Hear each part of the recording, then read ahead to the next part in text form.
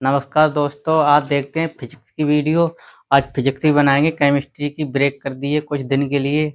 अब फिजिक्स समझेंगे। आज पहला ही चैप्टर है फिजिक्स का, प्रकाश का परावर्तन। ठीक है, इसके बारे में समझ लेते हैं। ठीक है, प्रकाश का परावर्तन क्या होता है। ठीक है, प्रकाश का परावर्तन, जब कोई प्रकाश किरण की किसी पॉलिशदार पृष्ठ या कांच के चिकने पृष्ठ पर पड़ती है तो उससे टकराकर उसी माध्यम में वह वापस लौट लौट जाती है। इस घटना को प्रकाश का क्या कहते हैं, परावर्तन कहते हैं। चलो अब चित्र के माध्यम से समझेंगे कि प्रकाश का परावर्तन क्या होता है। ठीक है, देखो ये कोई दर्पण है, दर्पण। ठीक है, अब यहाँ से कोई आपतित किरण आ रही है और जब चिकने कांच होती है वो चिकनी होती है, तो एक दर्पण है ये चिकना, तो इस पे पड़ेगी तो उसी माध्यम में वापस लौट गई है ये। तो यहाँ से क्या हो गई ये, अपवर्तित। आने वाली किरण है परावर्तित और जाने वाली, सॉरी, आने वाली किरण अपवर्तित और जाने वाली परावर्तित। ठीक है, और ये तीनों एक ही अभिलंब में पाए जाते हैं, जैसे अभिलंब और परावर्तित किरण और आपतित किरण। ठीक है, आपतित किरण आपतन कोण बनाती है और परावर्तन कोण परावर्तक कोण बनाती है आर। ठीक है, इसके लिए। ठीक है, अब फिर एक बार एक परिभाषा समझते हैं। जब कोई प्रकाश किरण किसी चिकने पॉलिशदार पृष्ठ, कोई भी चिकनी चीज पड़ेगी तो जिस माध्यम से आएगी और उसी माध्यम में वापस लौट जाती है, तो इस घटना को प्रकाश का क्या कहते हैं, परावर्तन कहते हैं। ठीक है, यहाँ पे लिख भी सकते हो आप, आपतित आपतित किरण, सॉरी, आप यहाँ पे लिखो आपतित किरण नहीं, आपतन कोण,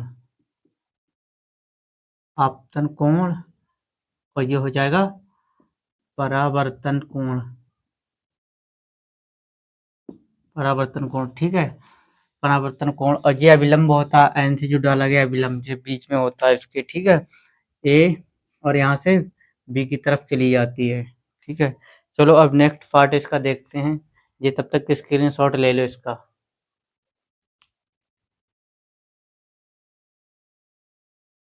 चलो स्क्रीन शॉट ले लिया होगा, आप समझते हैं। ठीक है, इसका प्रथम नियम समझ लेते हैं। ठीक है, प्रथम नियम, इसका प्रथम नियम क्या होता है, इसका प्रथम नियम होता है आपतन किरण और परावर्तित किरण। क्या लिखेंगे, आपतित किरण, आपतित किरण और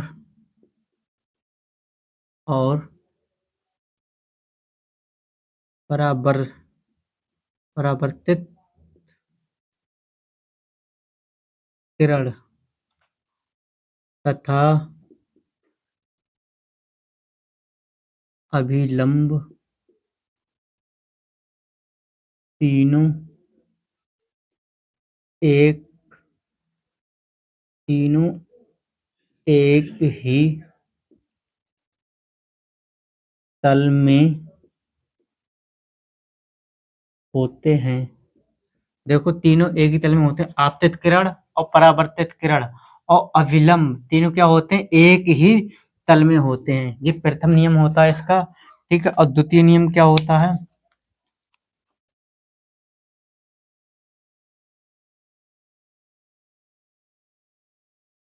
द्वितीय नियम, द्वितीय नियम को देखते हैं। परावर्तन परावर्तन कोण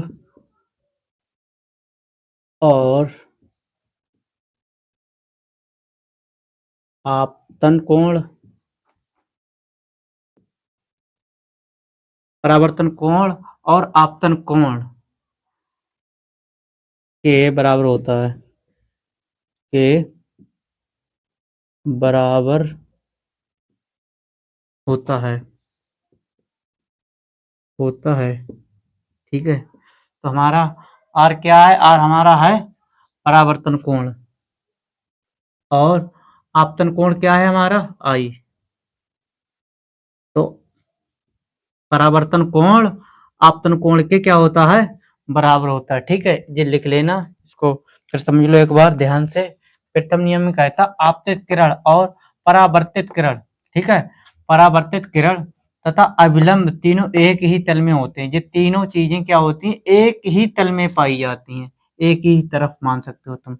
और द्वितीय नियम में क्या होता है, द्वितीय नियम ये है परावर्तन कोण और आपतन कोण के बराबर होता है। ठीक है, तो परावर्तन कोण किसके, आपतन कोण के बराबर होता है। ठीक है, इसको लिख लो। अब नेक्स्ट टॉपिक देखते हैं इसका। चलो दोस्तों देखते हैं दूसरा टॉपिक गोलीय दर्पण का। ठीक है, गोलीय दर्पण कितने प्रकार के होते हैं पहले तो ये समझेंगे, और क्या रहता है इनका। चलो पहले देखेंगे गोलीय दर्पण के टाइप। ठीक है, गोलीय दर्पण दो प्रकार के होते हैं। गोलीय दर्पण होते हैं वो कितने प्रकार के होते हैं, दो प्रकार के होते हैं। एक होता है अवतल दर्पण और दूसरा कौन सा होता है, उत्तल दर्पण। ठीक है, उत्तल दर्पण क्या होता है, पहले उत्तल दर्पण को समझते हैं। यहाँ पे लिख ले रहे हैं नंबर एक। पहले उत्तल समझिए कि अवतल, पहले अवतल समझ लो। अवतल दर्प अवतल दर्पण, पहले अवतल दर्पण को समझ लेते हैं। ठीक है, अवतल दर्पण क्या होता है, वह गोलीय दर्पण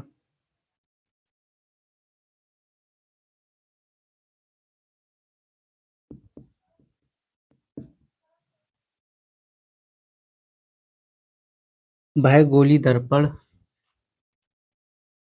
जिसके उभरे तल पर उभरे तल पर कलई होती है। ऊपरी तल पर क्या होती, कलई होती है। तथा तथा परावर्तक क्या होता है, परावर्तक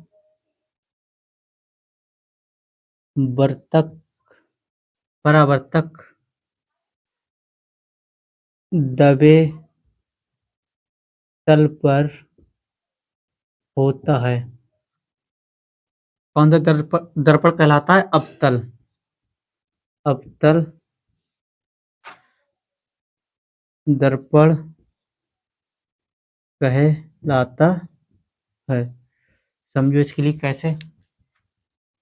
भाई गोलीय दर्पण जिसके उभरे तल पर कलई होती है, और परावर्तक क्या होता है, अंदर की तरफ होता है। उस दर्पण को हम क्या कहते हैं, अवतल दर्पण कहते हैं। अब इधर से कोई प्रकाश की किरण आएगी और उसी माध्यम में लौट जाएगी। ठीक है, ये तो समझे। अब समझेंगे उत्तल दर्पण। ठीक है, यहाँ पे समझ लो उत्तल दर्पण। उत्तल दर्पण क्या होता है, नंबर दो, वह गोलीय दर्पण वह गोलीय दर्पण जिसके दबे तल पर क्या होता है, दबे तल पर कलई होती है, कलई होती है। तथा परावर्तक परावर्तक क्या होता है, उभरे तल पर होता है। परावर्तक उभरे तल पर होता है कौन सा? उत्तल दर्पण। उत्तल दर्पण कहलाता है। कौन सा दर्पण कहलाता? उत्तल दर्पण। इसमें क्या होता है, दबे हुए तल पर कलाई होती है तथा परावर्तक होता है उभरे तल पर। उभरे तल पर क्या होता है? परावर्तक होता है। और इसको क्या बोलते हैं? उत्तल दर्पण। यही इसकी पहचान है। इसमें दबे तल पर होती है और इसके उभरे तल पर कलाई होती है। ये दो प्रकार के होते हैं, एक होता है अवतल दर्पण, एक होता है उत्तल दर्पण। ठीक है, इसका स्क्रीनशॉट ले लो। ठीक है,